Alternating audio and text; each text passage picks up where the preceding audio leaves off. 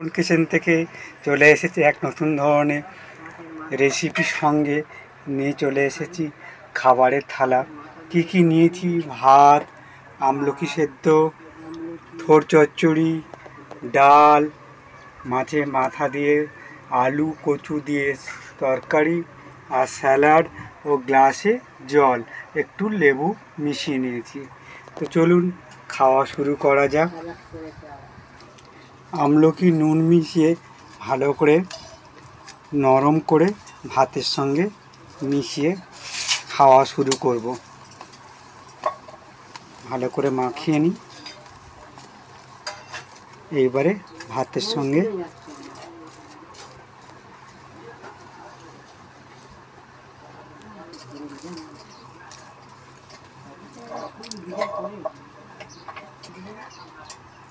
ডাল ঢেলে নিচ্ছি।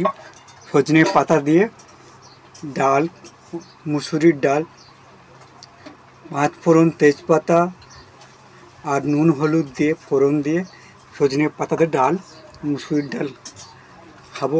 কী হবে ওর সঙ্গে? ওই থোড় চচ্চড়ি, থোড়ের মধ্যে কুমড়ো, পেঁপে, আলু দেওয়া হয়েছে আর মাছের মাথা দেওয়া হয়েছে। ফোড়নে ওই পাঁচ ফোড়ন, তেজপাতা, নুন হলুদ আর জিরে গুঁড়ো, ধনে গুঁড়ো দেওয়া হয়েছে। তো চলুন খাওয়া শুরু করি। একটুখানি থোড় চচ্চড়ি ডালের সঙ্গে মিশিয়ে নিয়ে এবারে খাবো। আবার একটু থোড় চচ্চড়ি মিশিয়ে নিয়ে এবারে দারুণ খেতে হয়েছে, সুন্দর হয়েছে। ভালো করে মিশিয়ে নিয়ে এবারে গালে দিয়ে দেবো। মাঝে মধ্যে একটু স্যালাড নিয়ে নিচ্ছি। থোড় চচ্চড়ি মাথাটা এবারে একটুখানি খাবো। ডাল চচ্চড়ি খাওয়া হয়ে এসছে, এবারে খাবো মাছের তরকারি। তরকারি হচ্ছে মিশিয়ে নিই। এই দেখুন কচু, আলু আর এই মাছের মাথা, এটাকে সাইডে রেখে দিই। এবার আস্তে আস্তে মাখিয়ে খাওয়া শুরু করি। আলু আর কচু মেখে নিয়েছি, এবারে এটা খাবো। সঙ্গে আছে সজনে ডাঁটা। টমেটোটা একটু মাখিয়ে নিই। এইবারে গালে মাছের মাথাটা খাবো। ভেঙে নিয়েছি, একটা ডাঁটা খাই, দেখি কেমন খেতে লাগছে। একটা টমেটো খাই।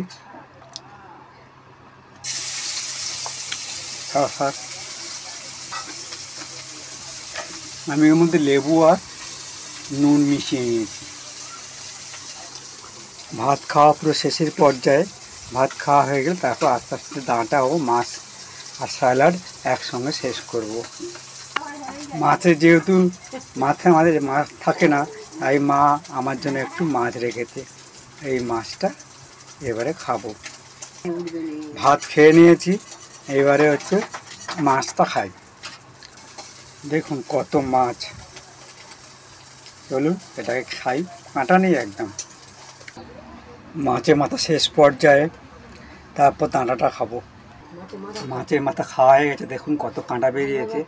এবার চলুন ডাঁটা খাবো। থালার মধ্যে যে ঝোলটা আছে ওটা খেয়ে নিই। এবার স্যালাডটা খেয়ে নিই।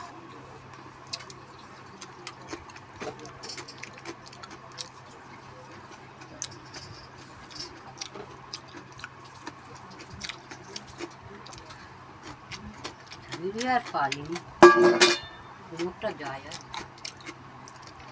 অনেক বাকি আছে। মতন যে আনবো সেটাই জানি।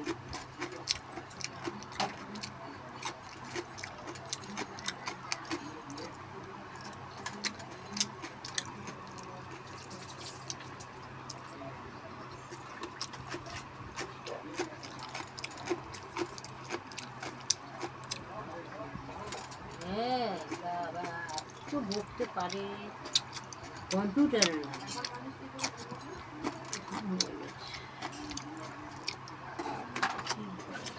হ্যাঁ নিয়েছি।